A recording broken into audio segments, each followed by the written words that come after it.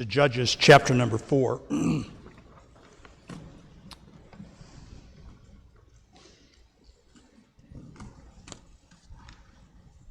Judges chapter number 4.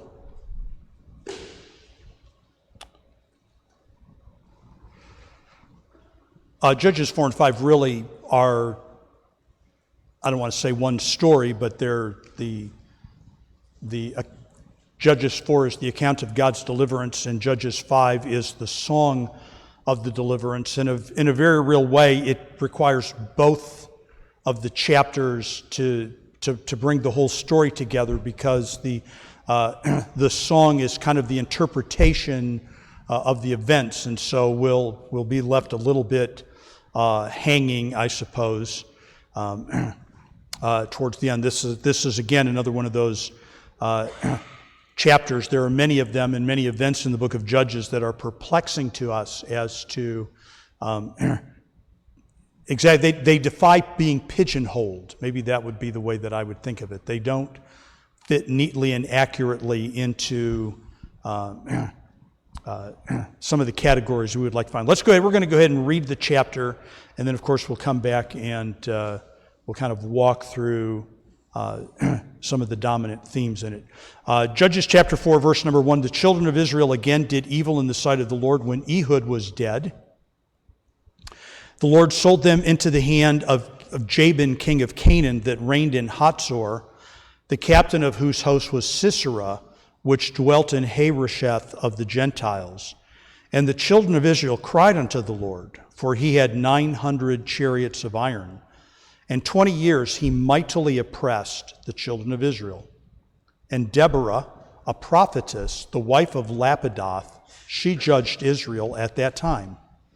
She dwelt under the palm tree of Deborah between Ramah and Bethel in Mount Ephraim, and the children of Israel came up to her for judgment. And she sent and called Barak, the son of Abinoam, out of Kedesh Naphtali, and said unto him, Hath not the Lord God of Israel commanded, saying, Go and draw toward Mount Tabor, and take with thee 10,000 men of the children of Naphtali and the children of Zebulun. And I will draw unto thee the river Kishon Sisera, the captain of Jabin's army, with his chariots and his multitude, and I will deliver him into thine hand. And Barak said unto her, If thou wilt go with me, then I will go. But if thou wilt not go with me, then I will not go. And she said, I will surely go with thee. Notwithstanding, the journey that thou takest shall not be for thine honor, for the Lord shall sell Sisera into the hand of a woman. And Deborah arose and went with Barak to Kedesh. And Barak called Zebulun and Naphtali to Kedesh, and he went up with 10,000 men at his feet, and Deborah went up with him. Now Heber the Kenite, which was of the children of Hobab, the father-in-law of Moses, had severed himself from the Kenites, and pitched his tent unto the plain of Zaanim, which is by Kedesh. And they showed Sisera that Barak, the son of Abinoam, was gone up to Mount Tabor. And Sisera gathered together all his chariots, even 900 chariots of iron, and all the people that were with him, from Harosheth of the Gentiles unto the river of Kishon. And Deborah said unto Barak, Up, for this is the day in which the Lord hath delivered Sisera into thine hand. Is not the Lord gone out before thee? So Barak went down from Mount Tabor, and 10,000 men after him. And the Lord discomfited Sisera and all his chariots and all his host with the edge of the sword before Barak, so that Sisera lighted down off his chariot and fled away on his feet. But Barak pursued after the chariots and after the host unto Harosheth of the Gentiles, and all the host of Sisera fell upon the edge of the sword, and there was not a man left. Howbeit Sisera fled away on his feet to the tent of Jael, the wife of Heber the Kenite, for there was peace between Jabin the king of Hatzor and the house of Heber the Kenite. And Jael went out to meet Sisera and said unto him, Turn in, my lord, turn into me, fear not. And when he had turned into her into the tent, she covered him with a mantle. And he said unto her, Give me, I pray thee, a little water to drink, for I am thirsty. And she opened a bottle of milk and gave him drink and covered him. Again he said unto her, Stand in the door of the tent, and it shall be when any man doth come and inquire of thee and say, Is there any man here? That thou shalt say, No.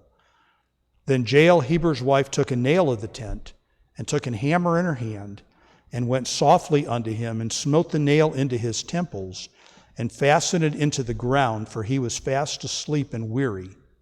So he died. And behold, as Barak pursued Sisera, Jael came out to meet him, and said unto him, Come, and I will show thee the man whom thou seekest. And when he came into her tent, behold, Sisera lay dead, and the nail was in his temple.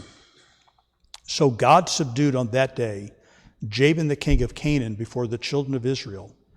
And the hand of the children of Israel prospered and prevailed against Jabin the king of Canaan until they had destroyed Jabin, king of Canaan. And let's pray. Father, thank you again for your word, and help us please to marvel at the mystery and the splendor and the glory, and sometimes even the very gore in which you describe your victories. And may we remember always, Lord, that your word is perfect, complete, that there is nothing unseemly ever about it. It is the holy word of God. And so bring our thinking and our reasoning into line with it, we pray, in Jesus' name. Amen. So, just kind of want to walk through this, hopefully not in a boring fashion, but a little bit systematically. I just want to take a few minutes and call our attention to some of the places. There's a lot of geography here. Geography is far from most people's interest. I've taught geography in the high school for a number of years. It's not at the top of my list, but the reality is that geography is vitally important. And if I can just take a moment to make a book recommendation, and I mean this in all seriousness, you should read a book called Prisoners of Geography by a guy by the name of Tim Marshall. It is a fascinating book in which he takes 10 continents, there aren't 10 continents, but regions, or in our case, North America, and he explains the impact that geography has had upon them. He talks about, for instance, the fact that geography is one of the things that virtually guaranteed America's economic success, and that the geography of Africa, which is far larger than America, virtually guarantees Africa's perpetual poverty, that there are geographical factors that can't be overcome. So geography matters. We understand that, and we have some Bible geography here. Let's just take a second and kind of talk about them, without getting into a lot of detail. One of the first places we come across is the place called Hatzor, verse number 2. Hatzor was a strategically important city. It mattered because of the way that it related defensively or militarily. It's about 10 miles northwest of the Sea of Galilee. It occupies land that was given to the tribe of Naphtali. You can read about it in Joshua 11 and 12. Again, because it's a significant city. If you can control it, you can stop invaders coming in a more easy fashion. Solomon fortified the city, 1 Kings 9:15. And the city was one of the main cities captured by the Assyrians in 1st, 2nd Kings chapter 15. And again, these are not accidental. These are places. If you ever go to the not Omaha size, Winchester, Virginia. I think Winchester, Virginia changed hands in the American Civil War something like 60 times in the course of those 4 years. It was strategically important, and the North wanted it, and the South wanted it. In verse number 2, there is another place mentioned, Harosheth of the Gentiles. We don't know where that is, but we do have this mark. We know that it's near the land of Naphtali, but we know that it's not part of the Jewish possession. It is the land of the Gentiles. It didn't belong to the Jews. It's out of those bounds, so to speak. In verse number 5, you have Ramah and Bethel in Mount Ephraim. These are north of Jerusalem. We're looking at territory up to the north of the capital city, up into Naphtali's land, those northern tribes. You can read about the division of the land, Joshua 13 through the end of the book. It is about 120 miles from Jerusalem to Hatzor. So it would be 120 miles. Not quite Sioux Falls. Not quite Sioux Falls. St. Joe, Missouri, maybe, if you were going south. In verse number 6, we have another place mentioned, Kadesh Naphtali. This is another Jewish city. This is land belonging to Naphtali. Near the place of Hatzor, this would become one of the cities of refuge, mentioned in Joshua 12, 15, 19, 20, 21. You have Mount Tabor in verse number 6, which is about 18 or 20 miles west of the Sea of Galilee. This is an almost perfectly shaped mound, totally symmetrical, about 1,900 feet in elevation, which is not a huge hill, but when you think of how small Israel is and how close it is to the Mediterranean, that is pretty steep. And Mount Tabor is the traditional site of the transfiguration of Jesus. Where was he transfigured? Mount Tabor. Here's why I went through all of that, folks, because what we're really doing is we're being given some of the geographical reference points for one of the most important pieces of geography, not only in the Bible, but to us as New Testament people. What we're having are some of the markers that map out for us what is the Valley of Jezreel, or what we would call Megiddo. This is where the great last battle will be. They'll be gathered together at Megiddo. And again, the geography matters. This is a relatively large, plain area. It is a great place for battle to take place. There's not a lot of obstacles. Troops can move easily, and so this becomes kind of a natural place for that. You would gather in the hills, you would go down into the valley, you would fight in the valley, you would retreat to the hills. So those are some of the geographical markers, and this is where we are. And I'm not saying that there's a foreshadowing here of Megiddo. This is the site of many battles. The battlefield in the Old Testament, Jezreel, the New Testament would call it Megiddo. Then there are, of course, some important people to the story. The most important one humanly is this gal, Deborah. I remember as a relatively young Christian, being enrolled in Bible college at 20 years of age, having no Christian background, sitting in a class on the historical books and having a lengthy discussion, at times heated, in which the debate was Deborah, did she really get to be called a judge? Does she really deserve to be called a judge? She is, after all, a woman, and we just dealt with this Sunday night, right? The Bible does not take a high view of women in leadership positions or authoritative positions over men. But I would just point out to you folks, and I did not think about this and realize this in the days when I was 20 years old and really a baby Christian, but it just seems to me that the whole issue should be put to bed with verse number 4. Right? The Lord gets to say what he says.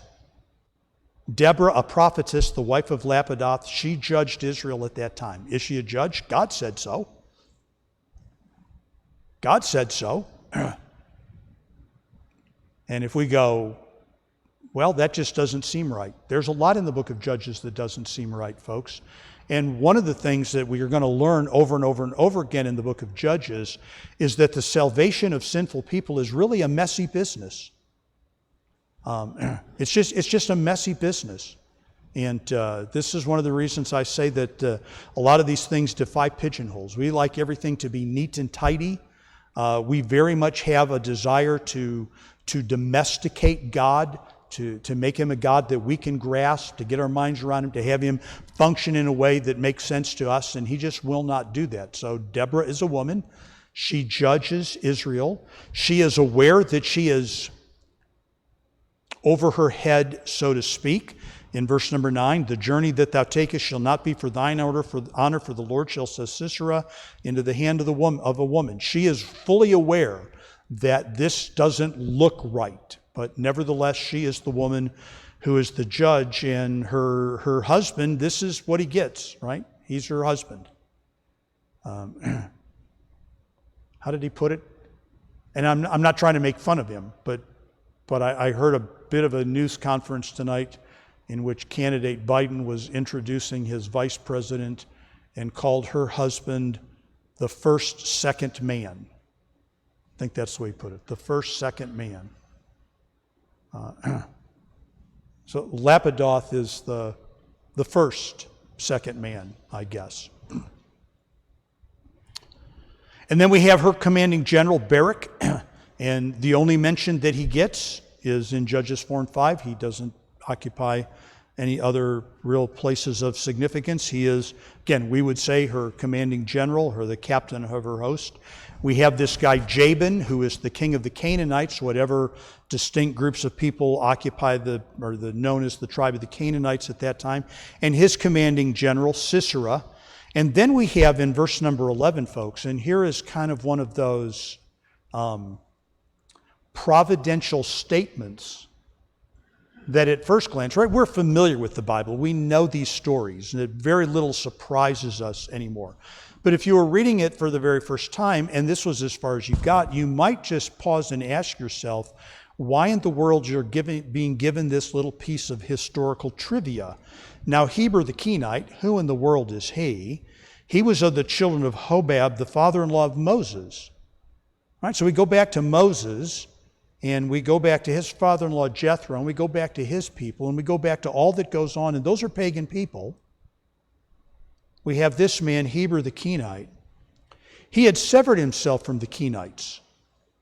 And we had read in Judges chapter 1 and verse number 16 that the Kenites had moved down to the south.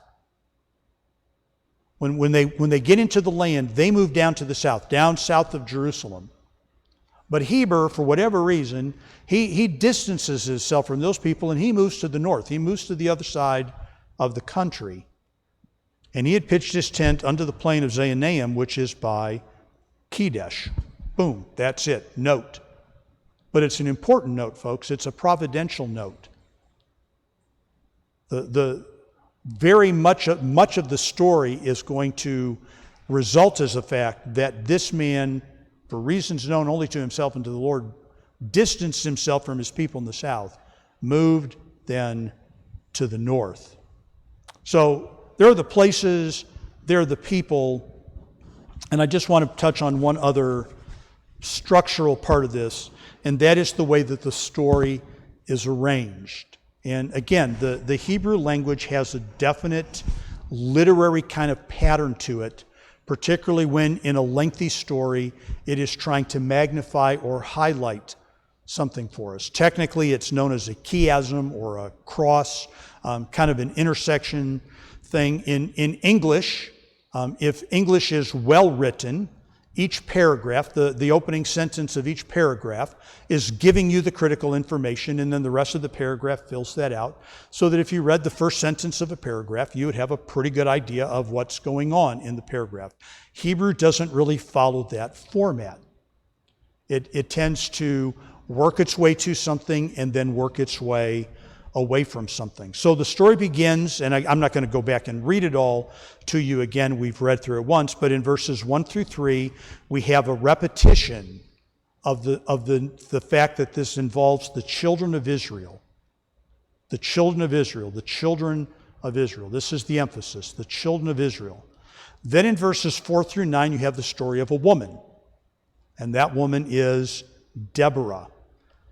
In verses 10 through 13, you have the troops preparing for battle, and both sides of the armies are brought. Okay, Barak called Zebulun and Naphtali to Kedesh. The soldiers assembled themselves. And in verse number 13, they are gathered together. And those are the same words. Called and gathered are the same Hebrew words. Sisera gathered together all of his chariots. Barak got his army. Sisera got his army and his armor, or his whatever tanks would be, the equivalent of tanks would be today. The story ends, right? So we've had the children of Israel, the children of Israel, the children of Israel, Deborah, preparing to fight. It ends with the destruction of the Canaanites. And again, we have a threefold repetition. Jabin, king of the Canaanites. Jabin, king of the Canaanites. That's verses 23 and 24. So this is the way God writes Hebrew literature. We have the children of Israel, the end of the story, Jabin, king of the Canaanites, Jabin, king of the Canaanites. Just prior to that, if we were kind of working our way toward the middle, is the story of another woman. We've had the emphasis of the Israelites, the story of Deborah, the emphasis on the Canaanites, and the story of Jael. Prior to that is the battle, prior to that is the preparation, and in the middle of it, the highlight of the story, all of that, folks, to get us to what the theme of the whole story is. It's not about whether Deborah is really a judge. It is not about how well Sisera used his 900 chariots. It is not even really about the gory part of having his head smashed in with a tent spike. The middle of the story, the part that is supposed to draw our attention, is verses 14 and 15. Deborah said unto Barak, Up, for this is the day in which the Lord hath delivered Sisera into thine hand. Is not the Lord gone out before thee? So Barak went down from Mount Tabor, and 10,000 men after him, and the Lord discomfited Sisera and all his chariots and all his host with the edge of the sword before Barak, so that Sisera lighted down off his chariot and fled away on his feet. 3 times children of Israel, 3 times Jabin, king of the Canaanites, 3 times the Lord. He is the star of the show. He is the centerpiece of the story. As always, folks, we are best served when we read these fascinating stories by wondering what they teach us about God, not wondering what they teach us about men. The humans are really not the central figures. And I'm not trying to demean human beings. God is working through human beings. But isn't it interesting, folks, that in Judges chapter 4, God uses an army of 10,000, and in Judges chapter 6, God rejects a large army as being an unnecessary thing. Because when it is the Lord, it is not the army. It's not the size of the army. It's the presence of the Lord. So that brings us then ultimately to this. We look at the places, we look at the people, we look at the structure. What do we learn? What is God teaching us about himself and his deliverance in this story? Well, first, God is teaching us, as he always does, that his deliverances are necessary because of our sinfulness. Verse number 1, the children of Israel again did evil in the sight of the Lord when Ehud was dead. The Bible always portrays sin as a harsh master. Folks, part of our depravity is that we view sin as a great pleasure. We just do. And I'm not just talking about sexual, sensual sin. We like to be mad. I like being cranked about ordinances that make no sense. We find pleasure in that. God looks at sin as a cruel master that enslaves us and removes us from him, and that corrupts us until when it is finally done, it kills us. And if we are not redeemed, it kills us eternally. What do we learn about God's deliverance? It is necessary because of the sinfulness of men. Secondly, the chapter teaches us that God is the leader and the source of this deliverance. That he uses men, but it is not human power. That he uses men, but that it is not human ideology, ideas, or programs. In chapter 4 and verse number 6, we have the Lord's command. The Lord commanded. Here's what I want you to do. Get an army of 10,000. Get ready to fight. Verse number 7, God says, I will draw unto thee the river of I will draw unto thee to the river of Kishon, Sisera, the captain of Jabin's army. You get your army together. I'm going to bring his army. And verse number 7 at the end, I will deliver him. I will deliver him into thine hand. Deborah, to her credit, says, this is not for your glory.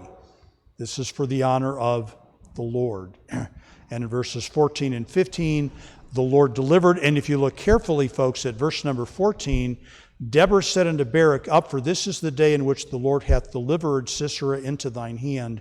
Is not the Lord gone out before thee, an army of 10,000, not led by Barak, but led by Jehovah? And then the Lord discomfited them. And the idea there is that they were panic-stricken. Sisera was running around making sure that everybody was wearing a mask because they save lives. So God discomfited them. He turned them into a panic. And the panic is seen, folks, right? I mean, this is the evidence of the panic, that the king, the bravest man in the country, is last seen running away on foot to save his own skin. So God is the leader. God is the source. And then it learns, and I've kind of already alluded to this, it teaches us, folks, about the meticulous attention to the details that God pays to the deliverance of his people. I've already gone through the mystery of verse number 11, that this man Heber the Kenite, when all of his family had gone south, he had gone south and then he distanced himself from them and he moved to the north. And why did he do that? Because these people were going to be an instrument in the hand of the Lord. When Sisera runs in verse number 15, where does he go? Verse number 17, Sisera fled away on his feet to the tent of Jael, the wife of Heber the Kenite. Of all the places that he could go, of all the tents that he might have chosen, he makes a beeline for this tent because there was peace between Jabin, king of Hatzor, and the house of Heber the Kenite. I mean, you can just see him, folks. You can see Sisera. He is sweaty.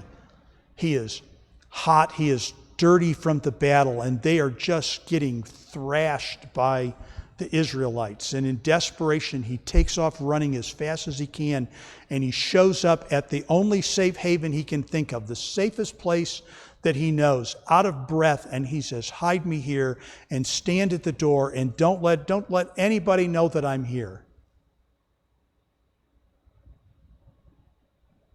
And Jael says, oh yes, I'd be happy to accommodate you.